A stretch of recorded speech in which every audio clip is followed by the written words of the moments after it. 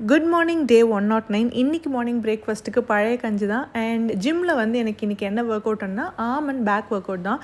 இப்போ வந்து நான் டெட் லிஃப்ட்டில் வந்து பார்த்திங்கன்னா வெயிட் இன்க்ரீஸ் பண்ணியிருக்கேன். அதாவது 3 செட்டுமே ஒரே வெயிட் தான் போட்டேன், ஆனால் இன்க்ரீஸ் பண்ணி போட்டிருக்கேன். அண்ட் ஆல்சோ வந்து ரெப்ஸ் வந்து அதே தான், 3 செட்டுக்குமே ஒரே ரெப்ஸ் தான், லைக் 10 ரெப்ஸ் தான் போட்டேன். ஆனால் இது வரைக்கும் நான் வந்து டெட் லிஃப்ட்டில் போடாத வெயிட்டை வந்து போட்டு ட்ரை பண்ணேன். ரொம்ப ரொம்ப எஃபெக்டிவாக இருந்துச்சு.